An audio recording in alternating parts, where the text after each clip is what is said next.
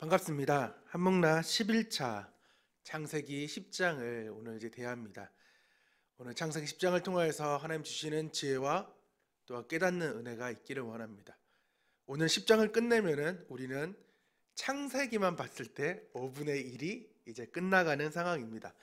길게 요한계시록 보면 아직 한참 멀었다고 생각하지만은 권으로 생각할 때는 우리는 5분의 1을 지금 와 있는 상황입니다. 우리 계속해서 묵상하시고 조금만 더 깊이 말씀을 묵상하시면 아주 좋을 것 같습니다. 오늘 창세기 10장도 창세기 5장과 동일하게 무엇이 등장하나요? 족보, 계보가 등장하고 있습니다. 이제 어떻게 족보를 보실 건가요? 동일하게 창세기 5장에서 말씀드렸던 그것처럼 가인의 후손으로 살 것인지 아니면 셋의 후손으로 살 것인지 우리는 동일하게 오늘도 이 관점을 가지고 이 노아의 족보를 보아야 됩니다. 그래서 오늘의 단어는 동일하게 창세기 5장과 동일하게 족보 그리고 1절에 나와 있는 홍수 후에라는 단어의 포커스를 좀 전사님은 맞춰보았습니다. 자, 우리는 육에 속한 사람, 즉 세상에 속한 사람을 살 것인지 아니면 영에 속한 사람, 즉 하나님께 속한 사람으로 살 것인지 우리는 또 이 창세기 10장을 통해서 볼 수 있다는 것입니다. 우리 앞절에 창세기 9장 그의 노아의 삶의 마지막을 홍수 후에 28절이죠. 홍수 후에 노아가 350년을 살았고 그의 나이가 950세가 되어 죽었더라. 1000년에서 50년 빠지게 살았던 그의 삶입니다. 근데 그의 인생에 지금 350년의 이후의 삶은 여러분 지금 어떤 삶으로 알고 계시나요? 제사 드렸던 예배 드렸던 것이 계속해서 이어진 거 하나하고 그때는 당일에 내려왔던 그 방주에 내려왔던 그 시간이죠. 그리고 그 후에 어떻게 됐나요? 그는 포도 농사를 지었고 포도주를 마시고 그의 모든 나체가 모든 죄가 드러나는 그 순간이죠. 그렇게 되고 나서 자신의 자녀들이 잘해준 애들에게 칭찬해주고 특별히 왜 함인지 모르겠지만은 그래서 그 함에게 저주를 내리는 그의 삶. 350년 동안의 삶이지만은 그는 딱 두 개만 적혀 있습니다. 배에 방주에 내려서 제사했다 하나님께. 그리고 그는 포도농사를 지어서 자녀들을 저주하고 축복했다로 끝났습니다. 그의 3분의 2 인생, 그게 총 인생의 할라크르가 계속되었는지 잘 모르겠지만 여튼 그의 인생의 3분의 2는 하나님과 동행하였고 또한 의인이었다고요. 의인인데 뭐라고요? 당대의 의인입니다. 그는 계속해서 의인이 아니었어요. 왜? 창세기 9장 이후에 우리가 나눴던 그 언약 이후의 삶을 보면은 그는 의인의 삶을 살았던 것을 볼 수 없다는 것입니다. 그의 3분의 2 인생 기껏 해봐야 제사 드렸던 그 단락 하나 그리고 술 먹고 자녀를 축복하고 저주한 삶. 그래서 당대의 의인이라는 것입니다. 성경을 특별히 인물을 보실 때 위인전으로 보시지 마시기 바랍니다. 성경은 위인전을 적은 책이 아닙니다. 하나님의 구속사의 관점, 하나님께서 어떻게 약속을 언약을 이루어가시고 성취하시고 어떻게 약속해 갔는지 우리가 그걸 보면서 내 삶에 하나님께서 약속했던 그 부분들이 나에게 내 삶 가운데에 어떻게 이루어지는지 또한 다시 오실 그 주님이 우리는 그 다시 오심을 기다릴 수 있겠다. 왜? 성경에 그 약속이 성취되었잖아요. 그러니까 다시 오신다는 그 말씀이 우리 가운데 어떻게 된다고요? 반드시 이루어질 것을 우리는 믿음으로 바라볼 수밖에 없는 거죠. 그렇기 때문에 성경을 위인전이나 이런 것을 보는 것이 아니라 언약, 메리트를 우리는 계속해서 그 관점을 가지고 보아야 됩니다.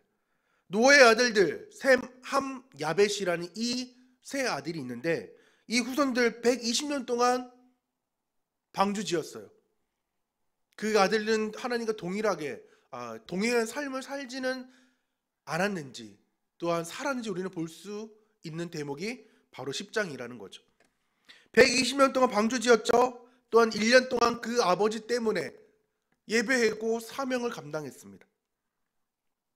그러면 그 후손들은 계속해서 120년 동안 지어준, 120년 동안 예배한, 그리고 또 방주에 갇혀서 1년 동안 예배한, 120년 1년 동안 계속해서 그 아버지를 보면서, 노아를 보면서 그들은 예배가 어떤 건지를 분명히 알았을 것입니다.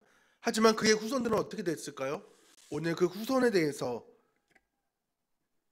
족보에 대해서 말씀해 주고 있는 거죠. 특별히 두 가문만 보려고 합니다. 야벳 말고 함과 셈의 가문을 보려고 합니다. 함은 창세기 9장에 저주받았어요. 근데 이 저주가 앞으로 계속되는 저주입니다. 그냥 당대에 머문 저주가 아니라 함의 후손에 대해서 계속해서 저주가 임하라고 악담을 거의 퍼부은 거죠. 그만큼 노아가 화가 잔뜩 나서 자신의 자녀에게 용서를 빌어준 것이 아니라 저주가 계속할 저주, 계속될 저주를 내렸던 거죠. 근데 이 저주가 과연 저주였을까라는 생각을 합니다. 보면 8절을 보면은 니무롯이라는 사람이 등장합니다. 니무롯. 이 니무롯은 첫 용사였습니다. 그리고 특이한 사냥꾼이라고 말씀하고 있습니다. 이 니무롯의 뜻은 반역자, 첫 용사는 포악하다. 시편 50편 1절의 말씀에 동일하게 해석이 가능한 이 포악자. 그리고 용사라고 하고 특이한 사냥꾼이라고 했잖아요. 사냥은 보통 이 당시에는 뭐 했을까요? 동물 잡았겠죠. 근데 특이하대요. 그러면 한편으로 생각할 때는 전쟁에서 사람을 잡았구나. 강력한 군주가 바로 니무롯이었고, 그래서 10절에는 그의 나라라고 표현할 수 있는 그 나라의 개념이 등장하고 있습니다. 니무롯은 왕이었어요. 그 강력한 군주, 특이한 사냥꾼으로서 전쟁을 하면서 노예를 잡으면서 계속해서 나아갔던 삶. 근데 그는 여호와 앞에서 특이한 사냥꾼이었다고요. 이 앞에서는 대항하다라고 또한 해석할 수 있는데, 여호와 앞에서 대항하는 삶을 살았다고요. 왜? 자신의 나라가 강력하니까. 하나님의 나라는 별 볼 일 없어 보였습니다. 왜? 치이면 치이는 대로 살고 예배? 그딴 건 뭐? 예배의 삶보다 세상의 삶, 첫 용사로서, 강력한 군주로서, 특이한 사냥꾼으로서의 삶이 그는 더 좋았습니다. 그래서 하나님을 버린 삶이었습니다. 저주가 임한 거죠. 세상의 눈으로 볼 때 가인의 눈으로 첫성을 쌓은 그 가인의 삶과 후손의 삶과 이 함의 후손의 삶을 볼 때 너무나도 똑같습니다. 여호와 앞에서 특이한 사냥꾼. 우리는 누구의 앞에 설 것인지가 중요합니다. 세상 앞에 설 것인지, 여호와 앞에 설 것인지, 나와 언약 맺어준 하나님 앞에 내가 나아갈 것인지, 언약이 없는 그 세상 가운데에 희희낙낙할 것인지, 누구 앞에 서냐가 중요한 것입니다. 그래서 그의 나라가 11장이 이어지는 그 신할 땅에 바벨탑을 쌓는 그 상황이 이루어지죠. 또한 함의 후손은 15절 이후에 가나안의 추방된 족속들을 낳게 됩니다. 뒤에 나오는 셈의 족속은, 셈의 자손은, 특별히 에벨이 강조되는 그 에벨의 자손은 그 가나안 땅을 차지하게 되는데, 함의 자손은 빼앗깁니다. 자신들이 살았어요. 자신들이 계속해서 살아왔던 그 터전을 지금도 치고받고 하는 그 싸움. 어떤 자손은, 어떤 가문은 하나님 앞에 버림받은 가문이 되었는데, 어떤 가문은 계속해서 하나님의 축복이 이루어지고 계속해서 자신을 선택된 민족이라고 강조하며 그 자부심을 살게 되는 이 상황이, 비록 아버지가 화가 나서 저주를 내렸던 그 저주지만은 그 저주가 앞으로 계속해서 이루어지고 있는 그러한 일들을 볼 수 있다는 것입니다. 그래서 창세기 10장과 11장은 같이 읽어야 되는 장입니다. 장절을 구분해서 봤어서 지금 11장이지만은 10장부터 11장은 족보 사이에 바벨탑이 일어납니다. 그리고 전사님은 창세기 11장 온 땅의 언어가 하나요 말이 하나였더라, 이 말씀 암송이 너무나도 강력해가지고 이 언어를 놓쳐버렸지만은 각 가문의 끝에 보면은 언어들이 등장합니다. 그리고 그 땅에 나뉘었음을 또한 강조하고 있습니다. 그러니까 이 언어들, 각 족속들 가운데 살았던 그 언어들이 어떻게 11장에 나와서 왜 나눠졌는지를 다시금 이유를 말씀해 주고 있는 거죠. 전사님은 그냥 온 땅의 언어가 하나였고 그리고 이제 흩어진 것을 바벨탑 이후라고 생각했지만은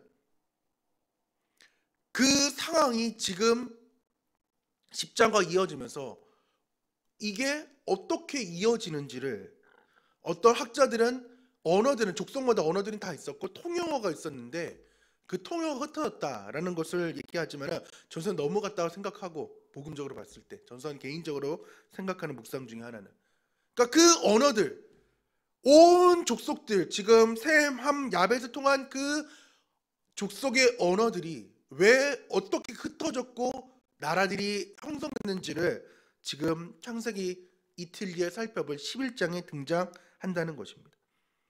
두 번째, 셈 가문입니다. 셈 가문은 재밌는 게 셈을 주목하지 않습니다. 21절에 셈은 에벨 온 자손의 조상이요 야벳의 형이라 그에게도 자녀가 출생하였으니 라고 시작합니다. 셈은 누구의 온 족속이라고요? 조상이라고요? 에벨. 그러니까 우리는 에벨의 초점을 가지고 이제 11장 나오는 셈의 족보를 봐야 된다는 거죠. 비록 그 에벨은 뭐 이렇게 성경적으로 대단한 사람이 아니었습니다. 전사님도 그냥 놓쳐버린 사람이었어요. 그냥 셈의 후손이 이제 뒤에 말씀드리겠지만 아벨이 아니라 아브라함이 되는 그 아브라함의 조상이 셈이구나라고 셈만 강조됐는데 전사님은 한목나면서 새로운 사실이 눈에 들어온 것은 이 에벨이죠. 에벨 온 자손의 조상이 셈인 거죠. 셈이 드러나고 나야 되는 상황이 아니라 이 에벨 때문에 셈이 등장되는 그런 거죠. 때로는 여러분의 가문 중에 믿음의 가문으로 안 이룰 수도 있지만은 누구의 후손이에 따라서 자신의 조상이 오히려 드러날 수 있는 상황으로 전사님은 좀 보았습니다. 그래서 25절에는 에벨에게 두 아들이 태어나는데 벨렉과 욕단입니다. 그래서 그래서 관주 밑에 보면 나눔이라고 써 있는데 25절 우리 함께 보도록 하겠습니다. 에벨은 두 아들을 낳고 하나의 이름을 벨렉이라 하였으니 그때에 세상이 나뉘었으며. 그러니까 에벨 즉 벨렉의 시대 때 바벨탑 사건이 일어난 거죠. 그렇게 해가지고 그 땅에 세상이 나뉘었다고요. 그리고 벨렉의 아우의 이름은 욕단이래요. 욕단. 그래서 욕단의 가문을 이제 밑에 또 후손을 설명하지만 에벨의 후손은 11장에 등장합니다. 그러니까 무슨 말이냐? 벨렉 때에 이 바벨탑 사건이 이제 일어나게 되는데 세상이 나누어지게 되는데 이 벨렉의 가문, 에벨의 가문 중에 이 벨렉은 하나님을 믿으면서 계속해서 나아갔던 가문으로 지금 나아가서 셈의 후손으로 셈의 족보로서 계속해서 이어지는 그 데라의 족보와 아브람까지 이어지는 상황인데 욕단은 세상이 나뉘었을 때에 어떻게 했을까요? 세상에 휩쓸렸죠. 욕단도 어찌 보면은 이 형처럼 벨렉처럼 살아갈 수 있었지만은 벨렉은 믿음을 지켰고요. 욕단은 세상에 휩쓸려 가지고 세상의 그 홍수에 떠내려 간 사람입니다. 믿음의 반열에 서지 못한 가문으로 나아갔습니다. 믿음의 계보가 11장에도 계속해서 이어지고 있는데 이 세상의 계보 바벨탑 그리고 바벨탑 이후에 또한 세상에 맞들려 가지고 세상으로 나아가는 이 후손들 이 모습을 볼 때에 나는 어떠한 사람으로 남을 것인지가 중요한 것입니다. 아브라함의 그 선택된 그 가문이라고 외치는 그 가문으로 이제 믿음을 계속해서 지켜나갈 건지, 아니면은 함의 후손처럼, 아니면은 욕단처럼 살아갈 것인지 우리는 결단해야 됩니다. 그래서 전사님은 적용했습니다. 홍수 이후의 삶을 어떻게 살 것인가. 구원받았잖아요. 우리는 지금 구원받은 상황인데 이 구원받은 사람으로서 나는 어떻게 살 것인가고요. 방주 안에 이 울타리에 있을 때는 다 똑같아 보였어요. 셈, 함, 야벳이 다 똑같아 보였다고요. 하지만 이 방주라는 울타리가 지나고 홍수 이후의 삶을 바라봤을 때에 그들의 가문들은 철저하게 나눠졌습니다. 그리고 비록 조상이 안 좋아 보이고 조상이 그렇다 하더라도 지금 조상을 설명하고 나아가는 그 이유가 뭘까요? 믿음의 계보들이 어떻게 지금 통해서 이루어지고 그 가문은 또한 누구의 가문이었는지를 계속해서 성경은 말씀해 주고 있다는 것입니다. 울타리 바뀔 때 확연하게 차이가 납니다. 여러분 지금 한목나 하실 때 울타리가 지금 있어서 계속해서 할 수 있는 거예요. 누군가가 카톡으로 이 나눔을 보여주고 나눔의 그 은혜를 받고 나도 그 나눔의 은혜를 나누고. 근데 만약에 여러분이 한목나의 지금 창세기 팀이라고 부르기엔 전사님 끝까지 갔으면 좋겠는데, 만약에 지금 이 팀에서 지금 튕겨져 나가거나 안 한다? 울타리 밖으로 나간다? 과연 여러분은 이 가문처럼 함의 가문이 안 될 거라 보장이 있나요? 이 속에 갇혀져 있는 것처럼 보이는 이 삶이 축복이라는 것을 우리는 알아야 됩니다. 가인의 삶, 함의 삶이 아니라 셋의 삶, 셈의 삶이며 또한 에벨의 삶으로, 또한 특별히 벨렉의 삶으로 나아가야 됩니다. 삶을 전사님 어떻게 읽을까 그렇게 고민이 많았어요. 그래서 뭐 어쩔 수 없는 상황이죠. 제 딸내미 상황이죠. 내 딸내미가 하나님 안에 있을 때의 삶과 하나님 밖에 있는 삶을 똑같이 만들어주고 싶어요. 저는. 왜? 나는 잃어버린 15년이 너무나도 크기 때문에. 왜? 이 얘기를 또 하냐고요? 나는 그만큼 뼈저리게 느꼈다고요. 울타리 안의 삶과 울타리 밖의 삶이 얼마나 큰지를 전사님은 알았기 때문에, 비록 17개월의 아기지만은 계속해서 전사님은 강조할 거고, 너는 지금 아빠 엄마의 믿음의 안에 살지만은 너가 20살이 되고 또한 대학생이 돼서 아빠 엄마의 품을 떠날 때가 분명히 올 것인데, 너는 함으로 살아갈 것인지, 함으로 살긴 하겠죠, 함씨니까.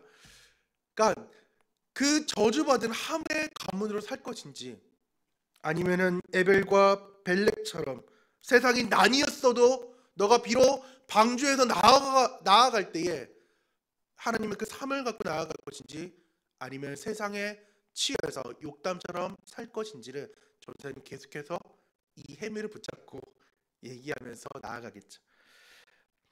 그래서 내 딸이 또한 한목나는 이 친구들이 욕단처럼 세상에 휩쓸리지 않도록 또한 새벽마다 기도하려고 합니다. 기도하겠습니다.